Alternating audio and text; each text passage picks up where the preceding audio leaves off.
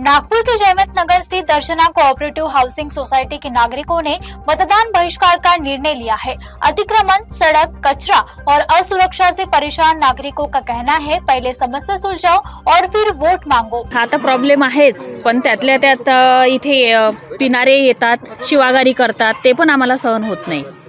आणि पुन्हा त्यातल्या त्यात मागच्या साईडनं जुवा वगैरे चालू राहते, घाणेरडे बोलतात।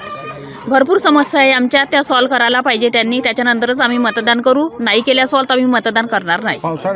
पावसाळ्यामध्ये पण पाणी राहतो आणि तोही प्रॉब्लेम असतोच, गटरचा वगैरे आम्हाला भरपूर प्रॉब्लेम आहे। आम्हाला पाण्यामधून छोट्या बच्चांना शाळेमध्ये न्यावं लागतं आम्हाला, आणि त्याचा त्रास आमच्या सर्व वार्डामध्येच होत आहे। एकट्याला नाही, पूर्ण वार्डालाच होऊन राहिला हा प्रॉब्लेमचा। तात्काळ तुम्हाला दिसत आहे इथे गटर लाईन जी आज नाही 5-6 वर्षापासून ती फुटतच आहे।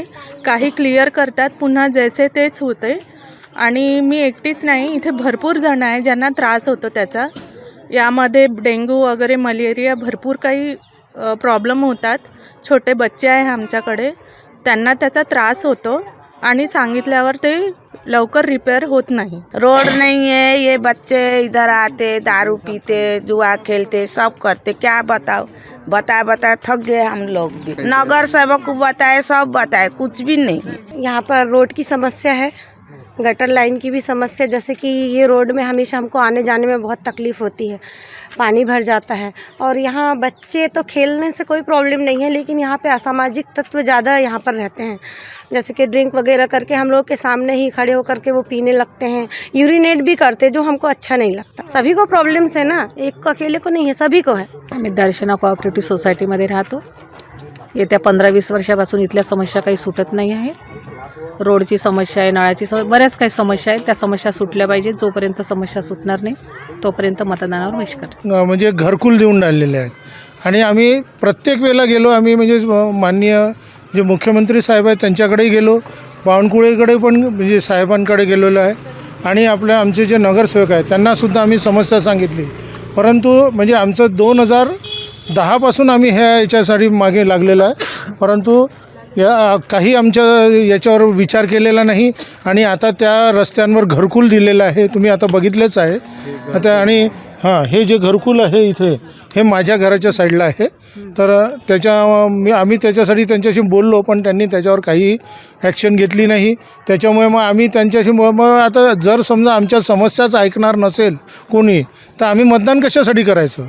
म्हणून आम्ही आमच्या सगळे इथले जेवढे लोक आहेत त्यांनी सर्वांनी ठरवलं की यापासून जे येईल, जेव्हा आमचं मतदान म्हणजे व्यवस्थित आमचा जर भाग होईल तर आम्ही मतदान करू, नाही तर नाही करणार। Darshana cooperative housing society Gawande layout इथले रहिवासी आहोत। आमच्या एरियामध्ये बऱ्याच समस्या आहेत, जसं की आता इथे तुम्ही बघत आहे की रस्ता नाही आहे व्यवस्थित, काहीच रस्ता नाही आहे।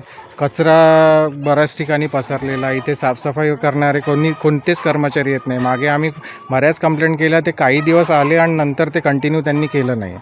तर त्यांचं म्हणणं हे पडतं की आमचे भरत्या नाही आहे, बरेच लोक रिटायर्ड झालेले आहेत, NMCचे जे साफसफाई कर्मचारी आहे असे ते सांगत होते आम्हाला।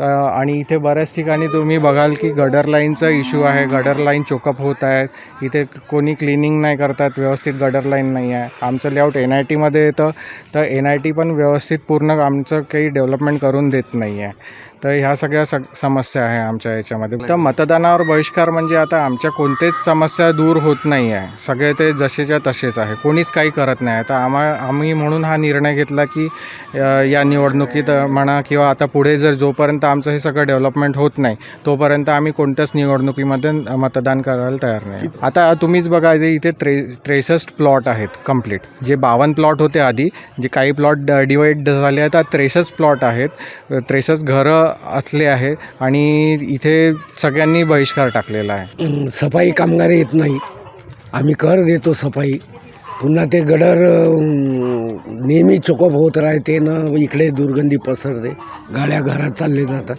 आणि तात्पुरतं करतात ना, पुन्हा जैसे ते पाहतात परत तसंच आहे. प्रभाग क्रमांक 34 हमारे यहाँ पर पानी की दिक्कत है. यहाँ पे नल लाइन नहीं है और हमारे पोर्च वगैरह में पानी भरता है, वो भी जब बारिश आती है उस टाइम पर, और इस साइड में बहुत ज़्यादा गंदगी वगैरह रहती है. हाँ करिए एप्लीकेशन वगैरह सब दिया है, और आप इस साइड पे देख सकते हो. अभी तो फिर भी उन लोगों ने साफ़ किया है, वरना वो ऐसे ही रहता है. और ये जो आप गटर देख रहे हो वहाँ से लेके यहाँ तक वो लाइन ही चौक है. नहीं कचरे की गाड़ी इधर नहीं आती है, वो मेन रोड पे रहती है, वहीं से जाके हमको डालना पड़ता है. और यहाँ पे स्ट्रीट लाइट भी नहीं है, आप देख सकते हो. नल भी नहीं है, मतलब पहले था बट इस साइड जब ये घर बना तो फिर वो बंद हो गई लाइन. हमारे यहाँ पे तो सभी है, क्योंकि यहाँ पे सभी को प्रॉब्लम ही है. मतलब आप देखोगे ना, कभी कभी तो ऐसा रहता है ये रोड पे भी पानी ही रहता है. यहाँ पे रोड ये बना नहीं है पूरा बराबर, और यहाँ पे पूरा पानी आता है, यहाँ तक जमा था, और गटर लाइन भी बराबर नहीं हुई है. जो बारिश में पानी है ना, गटर लाइन का चौक होता तो ऊपर आता तो इधर जमा होता और घरों में घुसता है. हाँ, मतदान हम नहीं करेंगे क्योंकि हमें मतदान का बेनिफिट नहीं मिल रहा.